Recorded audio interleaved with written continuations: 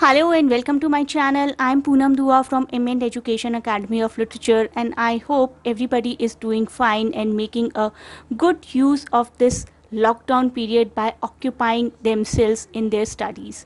तो आज हम कवर करने जा रहे हैं इग्नू यूनिवर्सिटी का एक बहुत ही important subject that is MEG 04 aspects of language. Master's degree के फर्स्ट ईयर स्टूडेंट्स के लिए है ये, और इसका ब्लॉक 6 यूनिट 4 कवर करने जा रहे हैं हम आज। यूनिट 4 का एक टॉपिक लैंग्वेज स्टैंडर्डाइजेशन।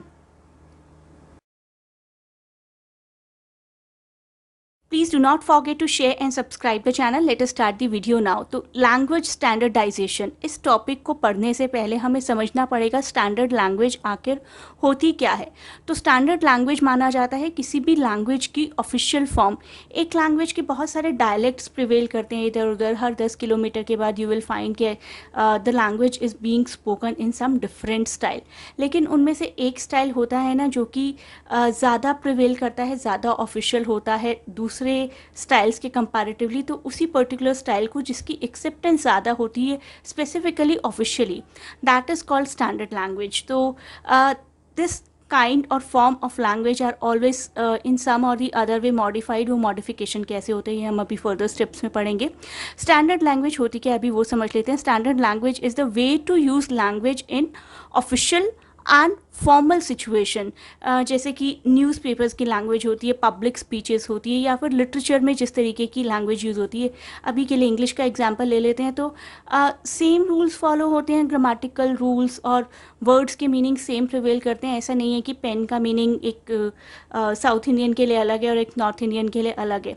तो सेम मीनिंग्स प्रिवेल करते हैं, same kind of grammatical rules prevail करते हैं। That situation is what we call कि एक लैंग्वेज एक स्टैंडर्ड लैंग्वेज बन चुकी है, क्योंकि उसकी सिमिलैरिटी, उसकी यूनिटी की एक ग्लोबल लेवल पर एक्सेप्टेंस है।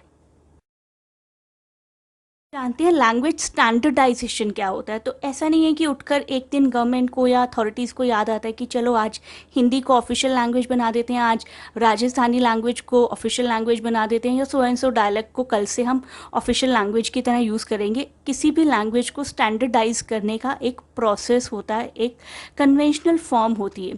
So language standardization is the process by which conventional form of language are established and maintain. कुछ ऐसी लैंग्वेजेस की फॉर्म जो प्रिवेल करती आ रही हैं उनको और ज़्यादा कॉन्क्रीट लेवल पर इस्टेब्लिश किया जाता है और मेंटेन भी किया जाता है। स्टैंडर्डाइजेशन में आकर as a natural development of a language, जैसे कि हम देखते हैं कि इंग्लिश धीरे धीरे ब्रिटिशर्स के जाने के बाद कितनी डेवलप होती गई इंडिया में, and it is part of many of the official things. For example आप देख लीजिए कि कीबोर्ड भी हम इंग्लिश लैंग्वेज का ही यूज़ करते हैं। शायद बहुत ही कम लोग जानते होंगे हिंदी हमारी मदर टंग का कीबोर्ड किस तरीके से इस्तेमाल किया जाता है। तो एक तरीके का स्टैंडर्डाइजेशन ही है ये कि हम इस लैंग्वेज को इतनी ज़्यादा इंपॉर्टेंस दे रहे हैं। It is not bad, I am not criticizing the acceptance of this language, I am just using it as an example.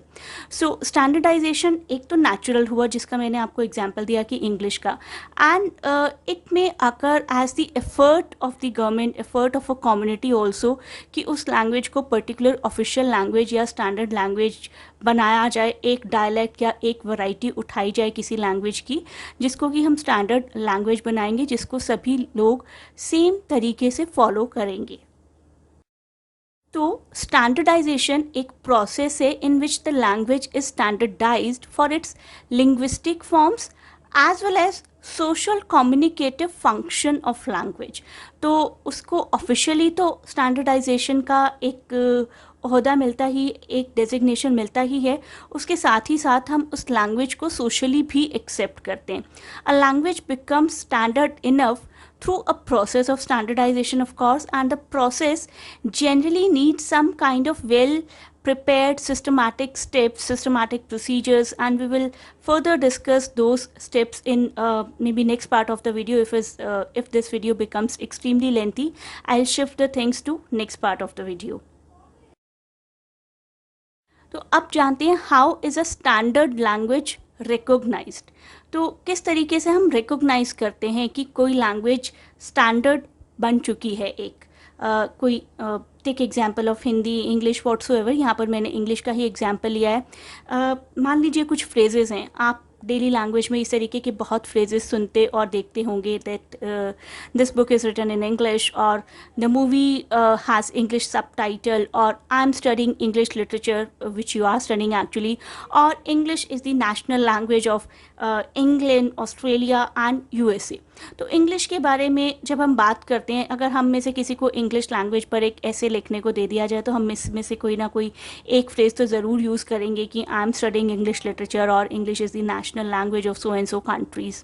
ठीक है, तो इसी तरीके का एक फील होता है किसी लैंग्वेज के लिए कि उस लैंग्वेज में बुक्स लिखी जाती हैं, उस लैंग्वेज में मूवीज़ बनती हैं, उस लैंग्वेज को किसी ना किसी कंट्री के नेशनल लैंग्वेज होने का गौरव प्राप्त है। तो this is what we call standard language. हर लैंग्वेज को तो नहीं मिलता ना ये ओहदा, ये designation. So such sentences have one very obvious implication that there is a language which is somehow recognized or above other language. For example, अभी इंग्लिश का ही लेकर चलते हैं, and that this English language, despite all regional, social and historical variations, difference, somehow has one standard form. कोई ना कोई इसकी एक फॉर्म है जो कि standard है, which is used in book, which is used in movies, which is used in academic system, and the countries also which can refer to this language as their national language. अब देखते हैं आखिर ज़रूरत क्यों पड़ती है standardisation की। ऐसा क्यों नहीं कि कोई लैंग्वेज है तो है, वाई डू वी बॉदर कि उसको स्टैंडर्डाइज बनाना है, सब लोग सेम तरीके की लैंग्वेज यूज़ करें, सेम तरीके के ग्रामेटिकल स्ट्रक्चर को यूज़ करें, सेम तरीके की फॉर्मेलिटीज़ को यूज़ करें एक लैंग्वेज की, ऐसा क्यों?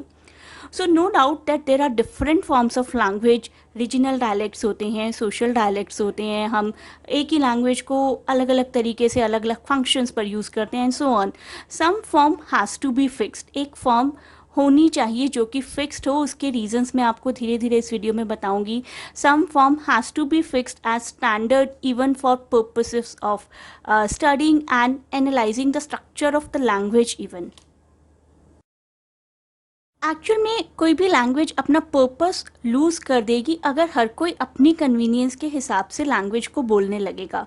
अगर सपोज़ मुझे पसंद नहीं है कि इसका नाम पेन क्यों है, इसका नाम रोज़ क्यों नहीं है, तो मैं तो इसको रोज़ ही बुलाऊंगी, ऐसा पॉसिबल नहीं है। It will create lot of confusions. इन सभी कन्फ्यूजन से मुझे बचपन में सुना हुआ एक जोक याद आ रहा है जो कि आपके कॉन्सेप्ट को काफ़ी क्लियर कर देगा कि क्यों हम अपने हिसाब से किन्हीं चीज़ों को चेंज नहीं कर सकते हैं। दे वॉज अ पर्सन, मैं XYZ नाम दे रही हूँ क्योंकि किसी भी पर्टिकुलर नाम को देने से कुछ प्रॉब्लम हो सकती है, तो we will give him the name XYZ। So XYZ was suppose to write an essay in examination, और उन्होंने रट्टा मारा था माई फ्रेंड के ऐसे का और एग्जाम में आ गया my father essay. So he thought कि फादर को फ्रेंड से रिप्लेस कर देता हूँ, बस कौन सी बड़ी बात है, and he started writing, I am a very fatherly person, I have lots of fathers, some of my fathers are males and some are females, and I love all my fathers because हर एक father ज़रूरी होता है। तो I am sure कि examiner उसका ये question paper, उसकी ये आंसर शीट देखकर ज़रूर बेहोश हो गया होगा, लेकिन ये इस XYZ पर्सन की कन्वीनियंस थी कि उसने किसी एक वर्ड को किसी दूसरे वर्ड से रिप्लेस कर दिया, which is actually not possible in real life. तो एन्जॉयमेंट तो बहुत होता है किसी वर्ड को रिप्लेस करने से। आप कि कोई भी एग्जांपल ले सकते हैं इसमें रियल लाइफ का कि if you replace some word with the other तो it will not be meaningful, it will entirely change its basic meaning. तो अगर हम अपनी कन्वीनियंस के हिसाब से वर्ड्स को चेंज करते रहें तो the entire meaning may get change. That is why there is need of standardisation.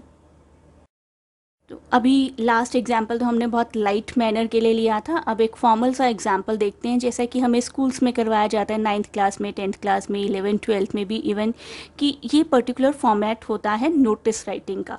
ठीक है, आपको बिल्कुल बिगिनिंग में अपना नेम ऑफ इंस्टीट्यूशन लिखना है, then you have to write the word notice, and then you have to write the date and then the topic and so. I am not going in detail of everything. तो ये पूरा standardisation process है एक, और सभी school के बच्चों को यही फॉलो करना होता है। अगर नहीं फॉलो किया तो they will get some kind of deduction in mark. तो एक सो एंड सो स्कूल का बच्चा, ABC स्कूल का बच्चा ये नहीं कह सकता कि मुझे पसंद नहीं है, मैं ये फॉलो नहीं करूँगा, I will write according to me. और एक DEF स्कूल का बच्चा ये नहीं कह सकता कि मुझे ये पसंद नहीं है या मुझे ये पसंद है।